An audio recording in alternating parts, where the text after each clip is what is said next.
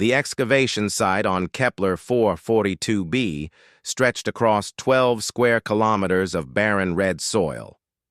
Captain Sarah Chen watched through her helmet visor as the massive alien structure emerged from beneath centuries of accumulated dust and debris.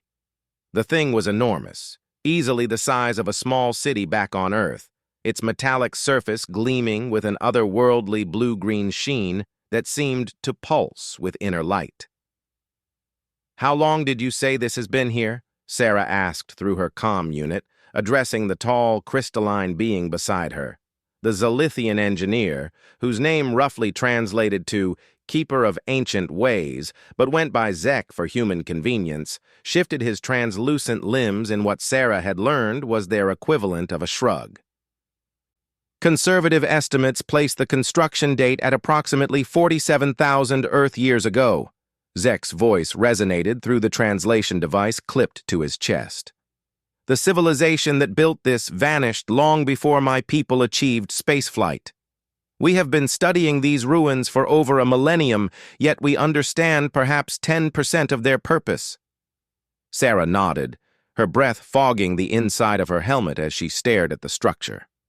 The human archaeological team had been invited to this dig site as part of the Galactic Archaeological Consortium, a prestigious honor considering humanity had only joined the galactic community 15 years ago. Most species considered humans to be primitive newcomers, barely worth noticing except for their unusual persistence and what the aliens politely called unconventional problem-solving approaches. Dr. Marcus Webb, the team's lead archaeologist, jogged up to them, his boots kicking up small clouds of rust-colored dust. "Sarah, you need to see what we found in Section 7. It's unlike anything we've encountered before." The three of them made their way across the excavation site, passing teams of various alien species carefully documenting artifacts and structural elements. The Valkorian researchers moved with liquid grace, their 6 arms allowing them to operate multiple scanning devices simultaneously. A group of Threnody scholars huddled around a massive carved stone, their collective consciousness debating the meaning of the symbols through rapid chirping sounds that their translators couldn't interpret. Section 7 housed what appeared to be the central chamber of the complex. The walls rose nearly 100 meters above them, covered in intricate patterns that seemed to shift and change when viewed from different angles. But it was the object in the center of the chamber that took Sarah's breath away. The machine, if that's what it was, defied easy description.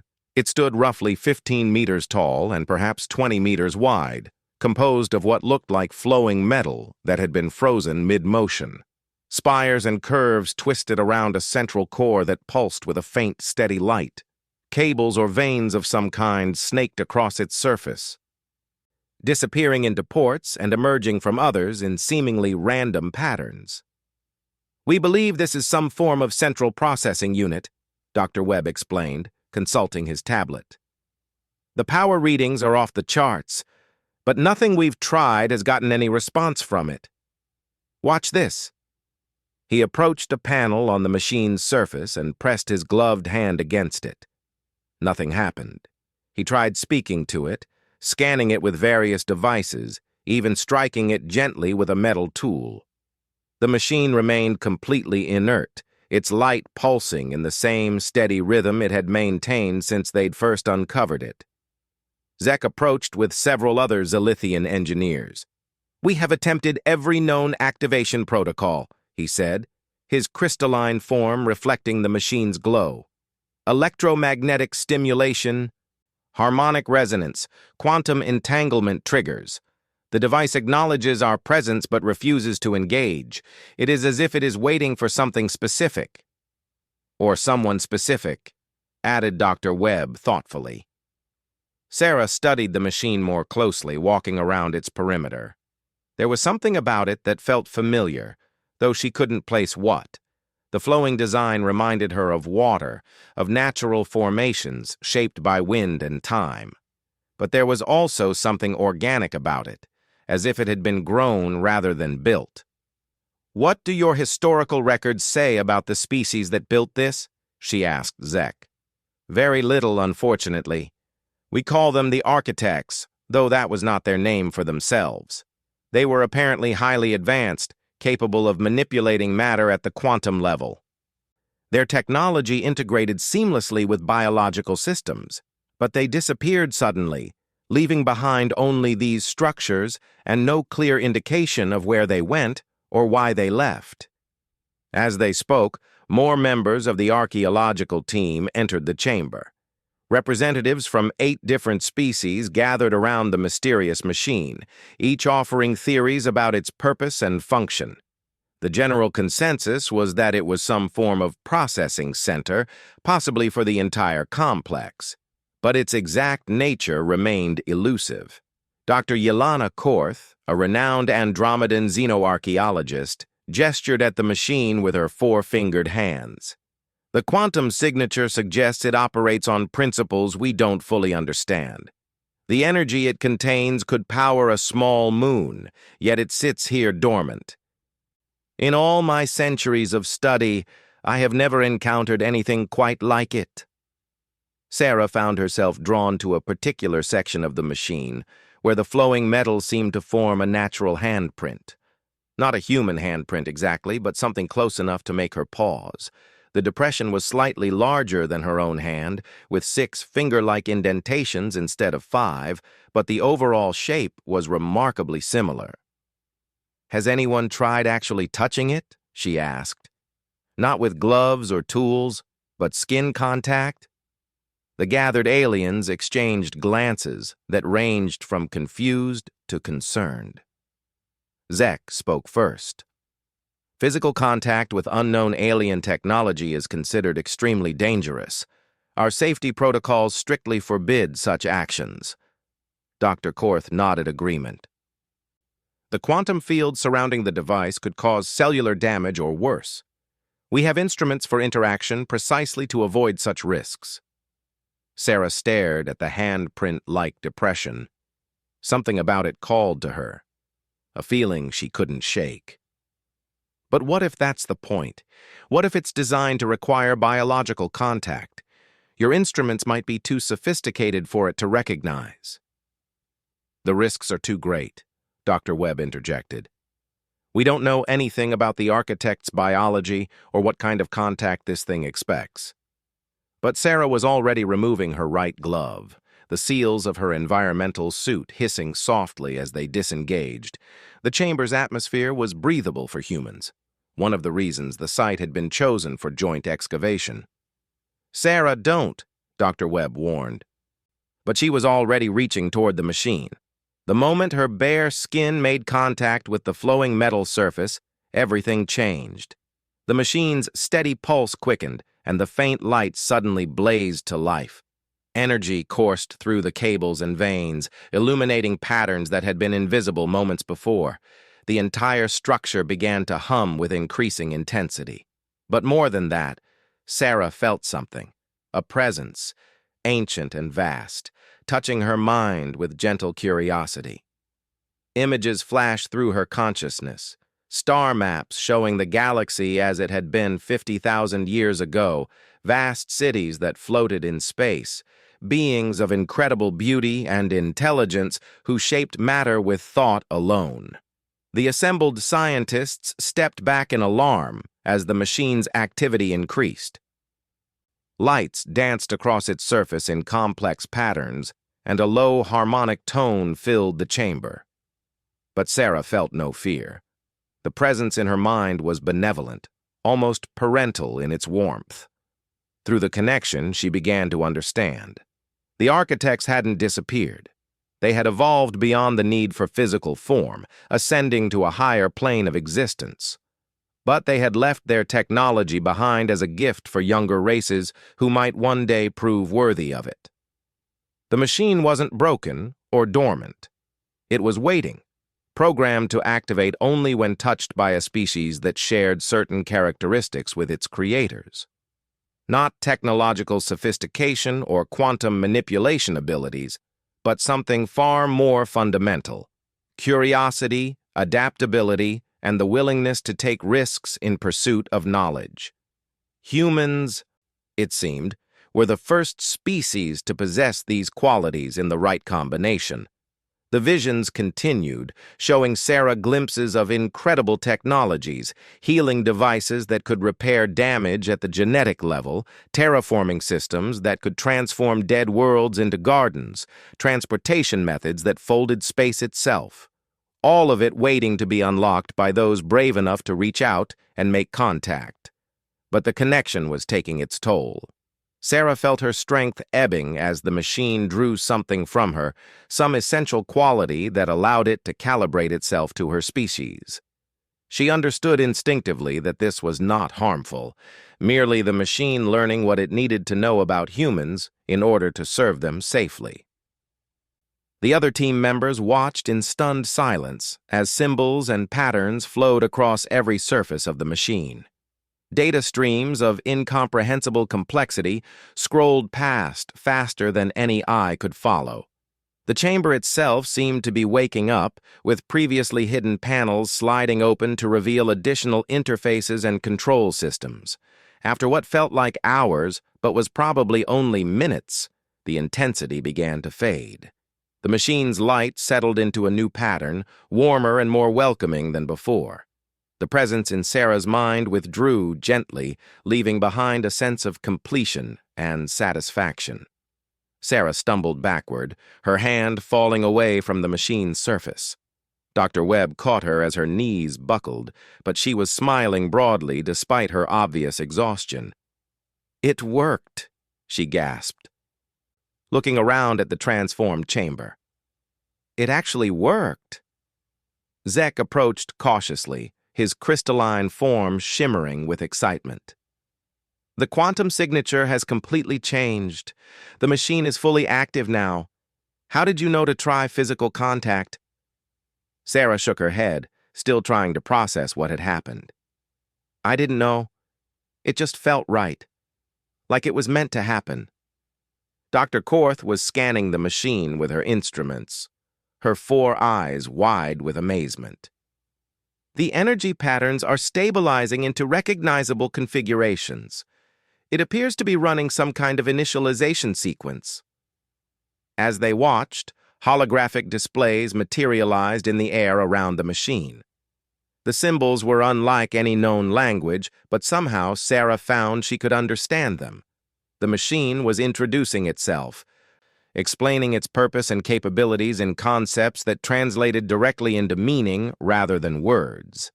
It was a gift from the architects to the younger races of the galaxy, a repository of knowledge and technology that would be unlocked gradually as its users proved ready for each advancement.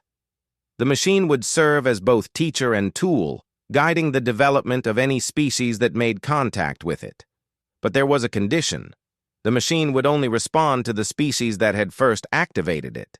In this case, humans. Other races could benefit from the technology it provided, but only through human intermediaries. The architects had built in this limitation to prevent conflicts and ensure that their gifts would be shared rather than hoarded. As the initialization sequence completed, the machine presented Sarah with a choice.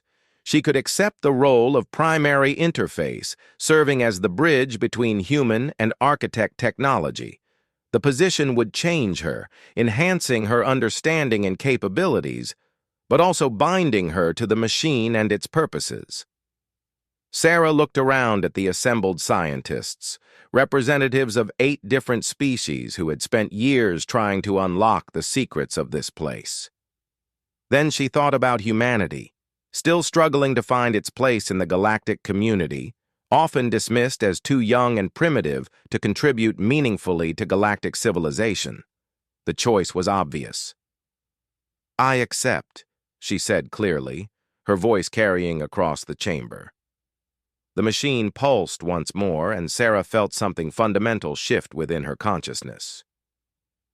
New pathways opened in her mind, connections to vast databases of knowledge that spanned millennia of accumulated wisdom. She could sense the machine's full capabilities now, the incredible potential waiting to be unlocked. But with that knowledge came responsibility. The architect's gifts were not to be taken lightly. They required wisdom, patience, and careful consideration of consequences. Sarah understood that she had just become the custodian of technologies that could reshape the galaxy, for better or worse. As the team documented the machine's activation and began preliminary studies of its new interfaces, Sarah stood quietly beside the ancient device.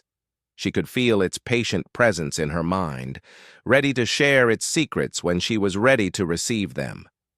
The excavation had uncovered far more than anyone had expected. They had found humanity's first true contribution to galactic civilization, and perhaps the key to unlocking humanity's place among the stars.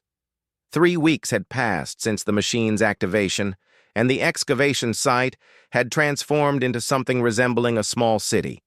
News of the discovery had spread throughout the galactic community like wildfire, bringing scientists, diplomats, and curiosity seekers from dozens of worlds. The Galactic Council had established a temporary research station around the site, with Sarah Chen at its center as the sole human capable of interfacing with the architect technology. Sarah sat in her newly constructed laboratory, a prefabricated structure that the machine had somehow integrated with the ancient complex's power systems. Holographic displays floated around her, showing data streams that would have been incomprehensible just a month ago. Now she read them as easily as her native English, the machine's enhancement of her consciousness, allowing her to process information in ways that human brains were never designed for. The first breakthrough had come 5 days after activation. Sarah had been working with Dr. Webb to understand the machine's basic functions when she accidentally triggered what appeared to be a medical scanner. The device had analyzed her completely, down to the quantum level, and then presented a detailed health report that identified several minor issues she hadn't even known she had. More importantly, it had offered to correct them. The healing process had been unlike anything in galactic medical science. Instead of surgery or medication, the machine had used directed energy fields to repair cellular damage and optimize biological functions.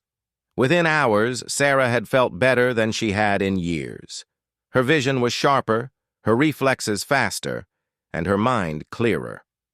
The machine had essentially given her a perfect tune-up at the molecular level.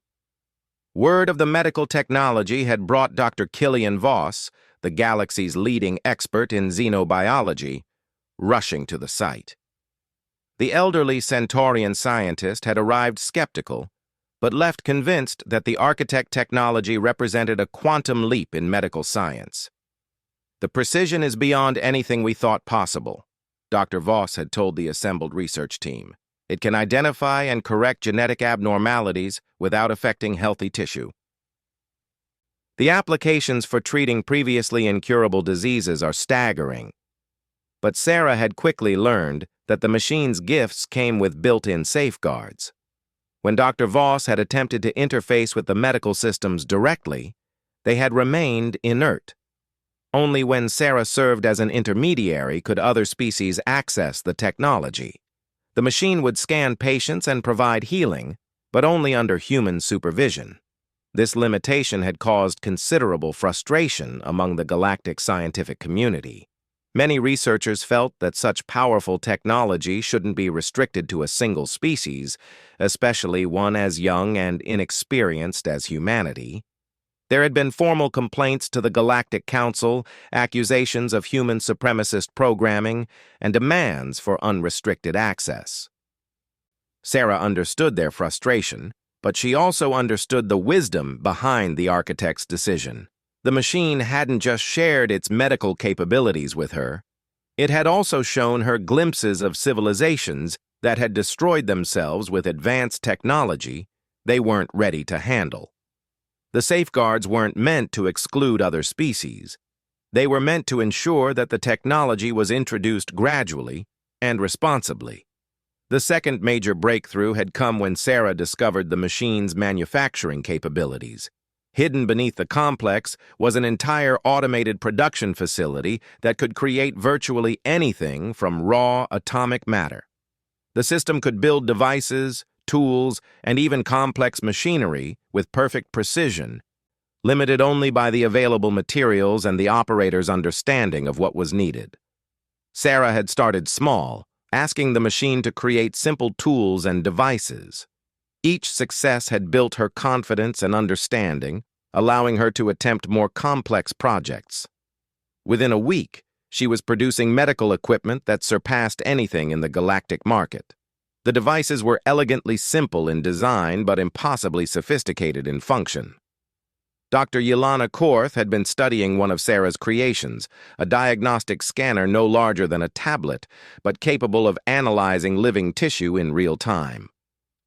"The engineering principles are completely foreign to us," she had reported to the research team. "It operates on quantum mechanical effects we can barely detect, let alone replicate. Yet it's more reliable and accurate than our most advanced medical equipment."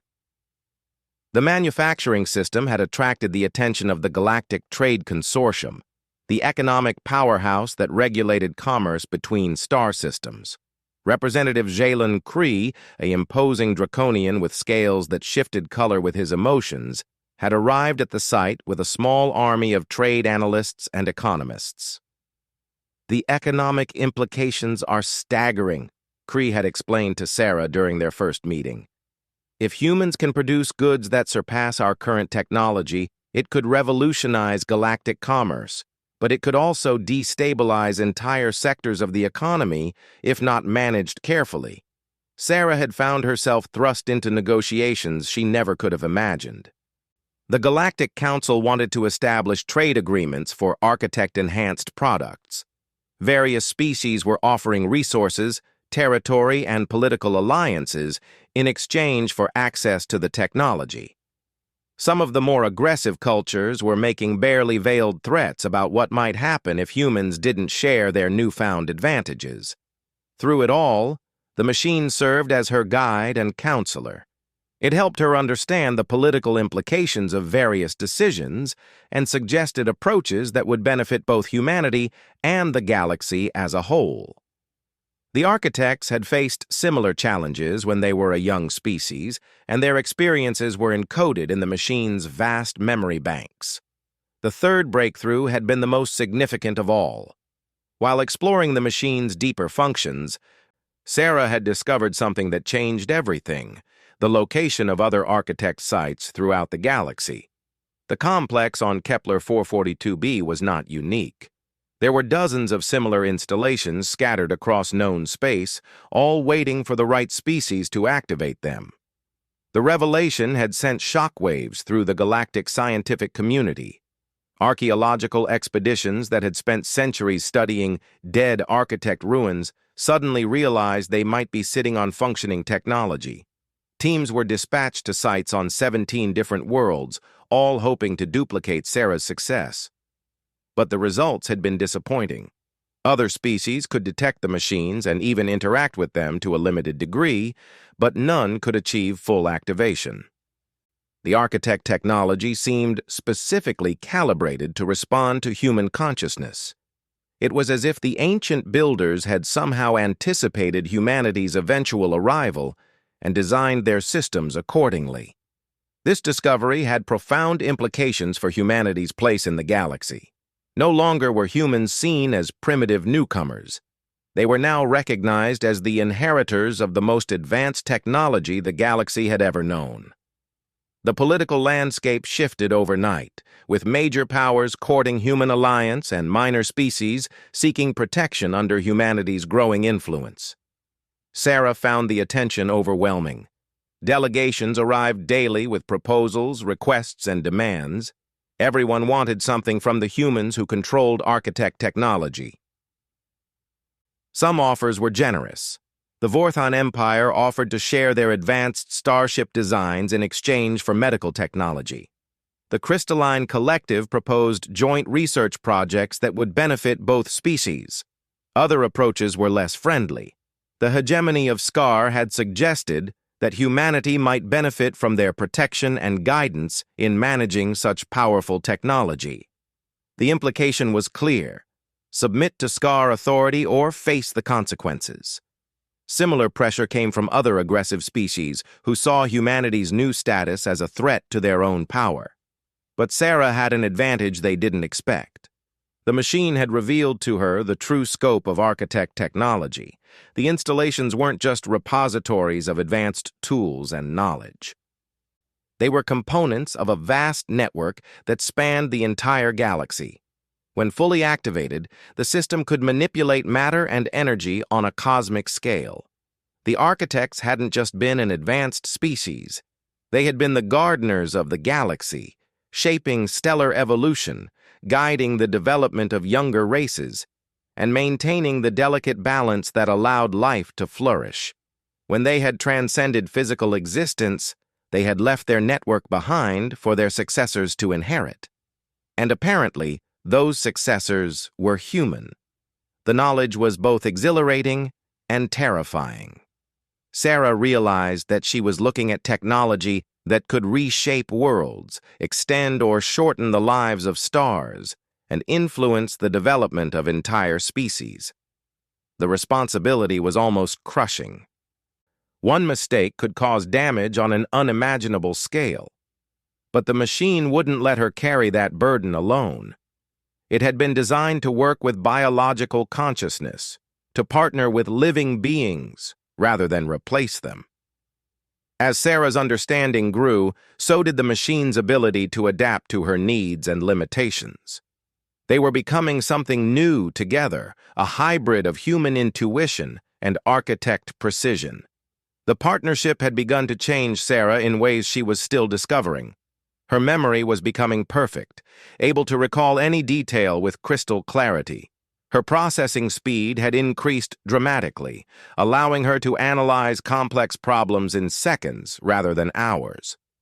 Most remarkably, she was beginning to perceive time differently, able to experience multiple streams of consciousness simultaneously.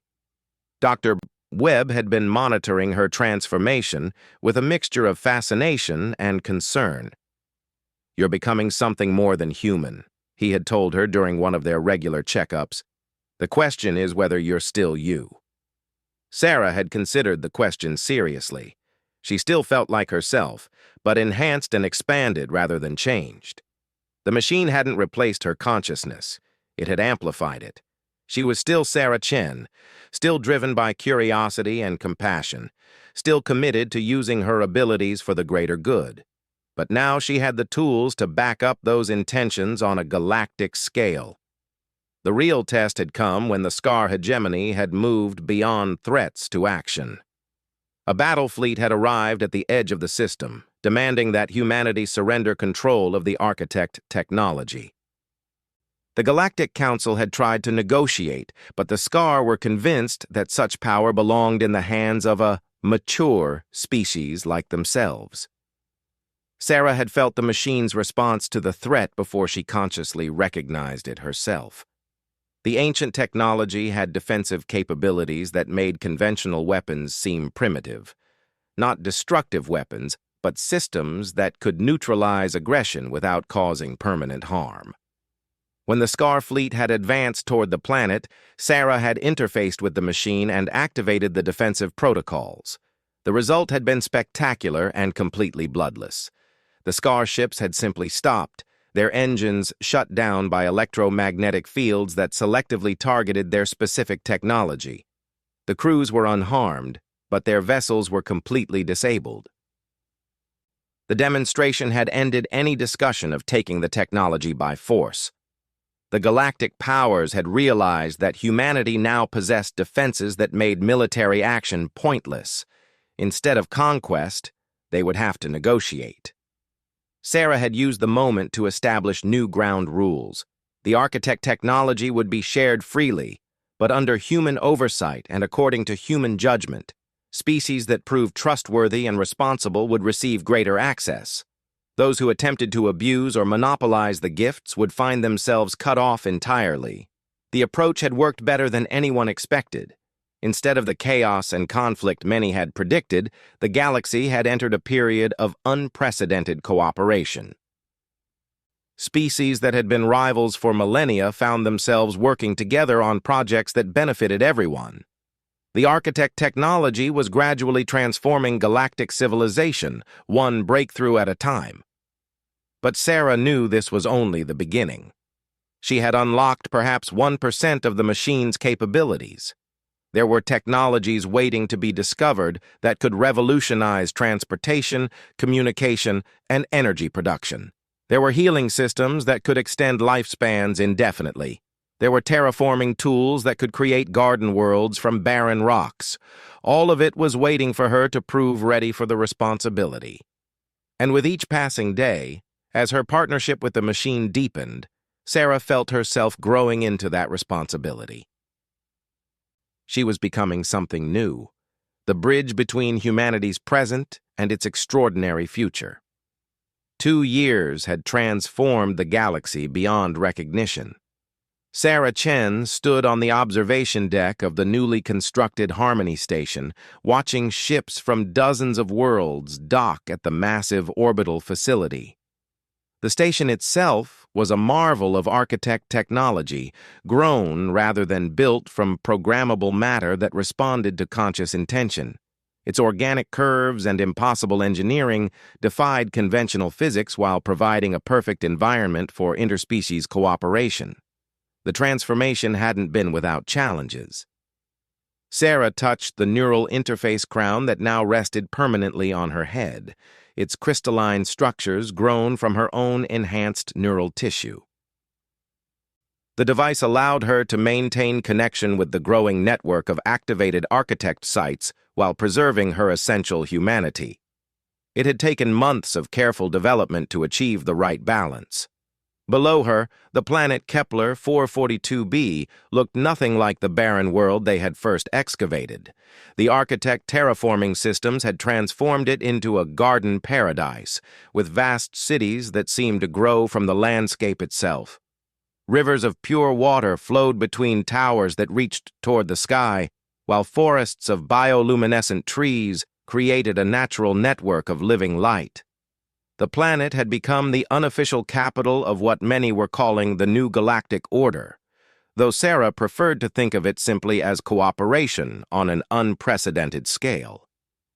Representatives from over 300 species now worked together here, sharing knowledge and resources in ways that would have been impossible just a few years ago. Dr. Marcus Webb approached her, his movements showing none of the age that should have accumulated over the past 2 years. The architect medical technology had proven capable of reversing biological aging, though Sarah had insisted on gradual implementation to avoid social disruption. Webb now looked and felt as he had 20 years ago, but with the wisdom and experience of his additional decades. "The Andromedan delegation has arrived," he reported, his voice carrying a note of excitement.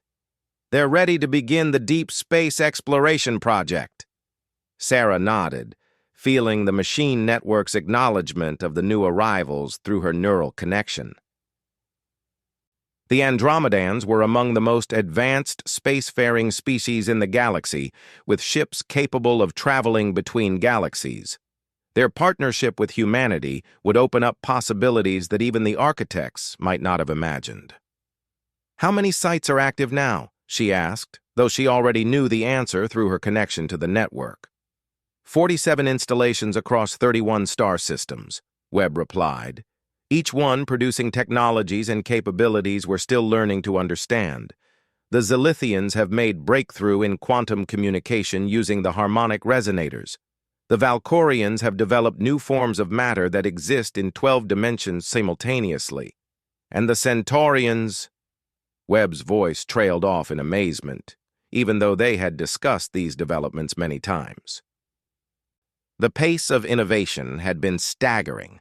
Each species brought their own unique perspective to the architect technology, discovering applications that purely human thinking might never have conceived.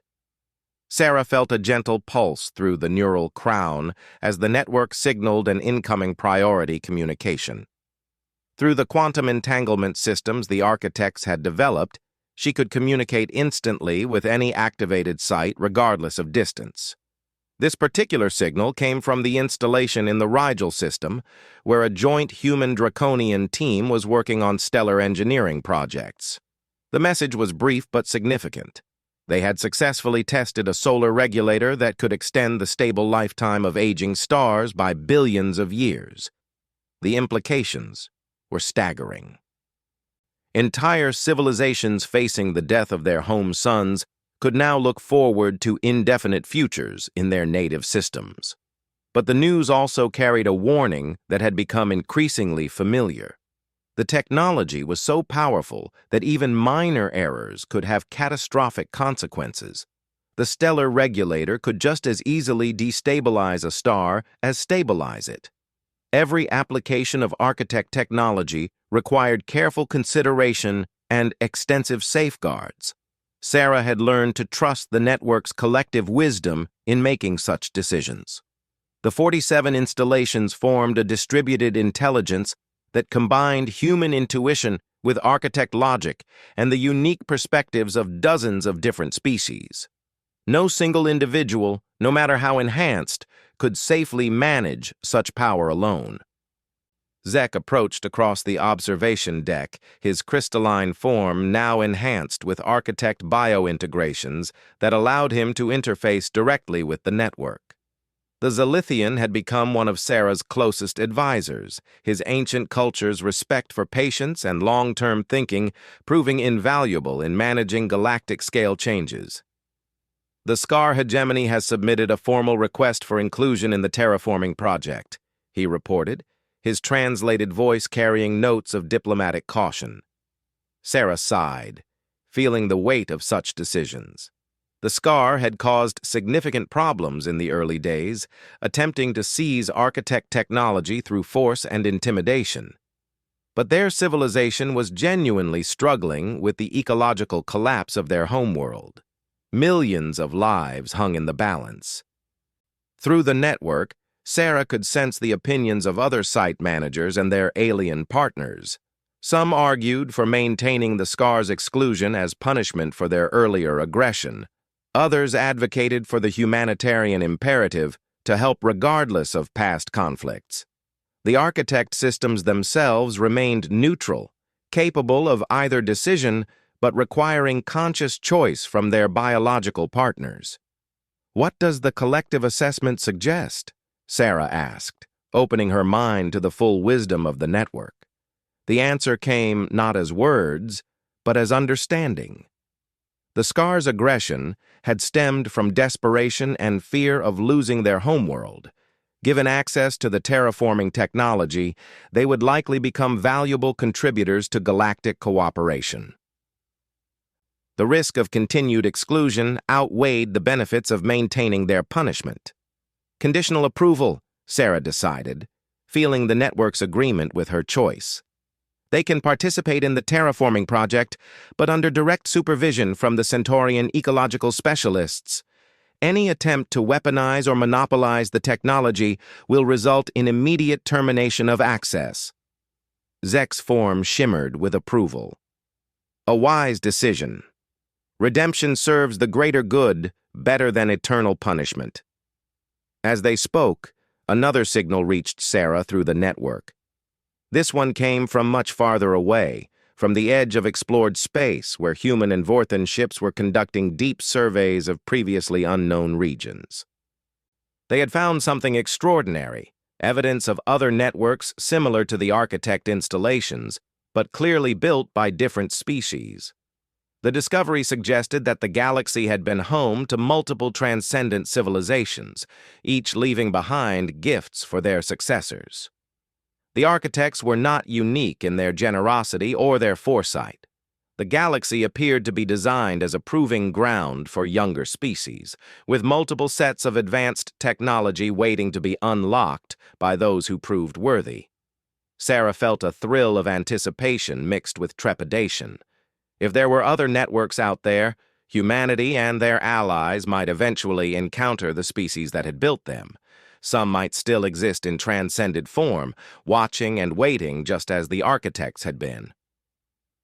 The galaxy suddenly seemed even larger and more mysterious than before. The implications were staggering. If multiple transcendent species had left technology behind, the potential for advancement was essentially unlimited. But it also meant that other young species might already have access to advanced technology, possibly making them rivals or threats to the current galactic order. Dr. Yelena Korth materialized beside them through the station's matter transport system, her four-armed form crackling with excitement. "Sarah, you need to see the latest data from the deep space surveys. We're detecting artificial structures on a scale that makes even the architect installations look modest." Sarah opened her consciousness to receive the survey data directly through the network. What she saw took her breath away. Far beyond the edge of explored space, massive structures orbited ancient stars. Some were the size of planets, others spanned entire star systems. The quantum signatures suggested technology that operated on principles even more advanced than the architect systems. "How many?" Sarah asked, though she was already processing the answer through her enhanced awareness. "Conservative estimates suggest hundreds of installations across dozens of galaxy clusters," Korth replied. "Each one appears to be dormant, waiting for activation just like the architect sites were." The revelation changed everything. The galaxy wasn't just home to one set of transcendent species gifts.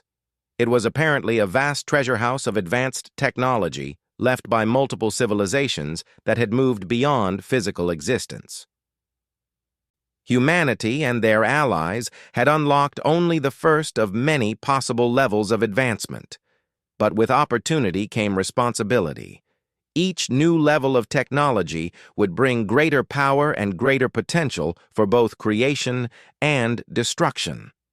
The decisions made in the coming years would determine not just the fate of current galactic civilization, but the trajectory of evolution for eons to come. Sarah felt the weight of that responsibility settling on her enhanced consciousness. Through the network, she could sense similar concerns from her partners on other worlds. The Centaurians worried about ecological disruption from too rapid advancement. The Valkorians feared that their mathematical approach to progress might miss important intuitive considerations. The Andromedans wondered if their species was ready for technologies that could reshape reality itself. Yet alongside the concerns came excitement and determination. Every species in the network had proven themselves capable of growth and wisdom. The cooperation that had emerged from the first architect activation suggested that the galaxy's various peoples could work together to handle even greater challenges. The machine network itself pulsed with patient approval. The architects had faced similar crossroads in their own development, and they had ultimately chosen the path of transcendence rather than domination. Their technology was designed to guide younger species towards similar wisdom rather than mere power. Through her neural crown, Sarah felt a new presence touching the network, something vast and ancient, but not threatening. The architects themselves were making contact, no longer content to remain silent observers. They had been waiting to see how their gifts would be used, and they approved of what humanity and its allies had accomplished. The communication came not as words or images, but as pure understanding. The architects had transcended physical existence millions of years ago, but they had not abandoned their interest in the galaxy's development. They had been watching, guiding subtly, waiting for species to emerge that could inherit their role as gardeners of galactic civilization. Humanity had proven worthy not through superior technology or overwhelming power, but through their willingness to share, to cooperate, and to accept responsibility for their actions. The other species in the network had earned similar approval through their own contributions and wisdom. The galaxy was ready for its next phase of evolution. The dormant installations detected by the deep space surveys would be activated gradually, each one unlocking new possibilities for advancement and cooperation. But the process would be guided by the collective wisdom of the network, ensuring that power was balanced with responsibility. Sarah smiled as she felt the full scope of the future opening before them. The galaxy was becoming something new, a vast cooperative endeavor where hundreds of species work together to unlock the gifts left by their predecessors. Each breakthrough would bring new challenges, but also new opportunities for growth and understanding. The human species had come so far from their origins on a small blue world. They had become the bridge between ancient wisdom and current need, the catalyst that had transformed galactic civilization from a collection of competing powers into a true community. And this was only the beginning. Through the observation deck's transparent walls, Sarah watched ships arriving from across the galaxy. Each carried representatives of species that had once been strangers or enemies, now working together toward common goals. The diversity was staggering. Crystalline beings who thought in mathematical harmonies, gaseous entities who communicated through chemical exchanges, machine intelligences that had achieved consciousness through quantum evolution. Yet despite their differences, they all shared common ground: curiosity about the universe, desire for growth and improvement, and willingness to work together for the greater good. These qualities had made them worthy inheritors of the architect's gifts, and they would carry them forward as they explored the vast territories of possibility that lay ahead. The galaxy had indeed been transformed, but the transformation was just beginning. With each new discovery, each new cooperation, each new breakthrough, the community of worlds grew stronger and wiser. They were building something that would last for millions of years, a civilization worthy of the gifts they had received and capable of leaving their own gifts for those who would come after. Sarah touched her neural crown once more, feeling the pulse of the vast network that connected dozens of worlds and hundreds of species. Through that connection, she could sense the excitement and anticipation of countless individuals working toward their common future. The galaxy had awakened to its true potential, and there was no limit to what they might accomplish together.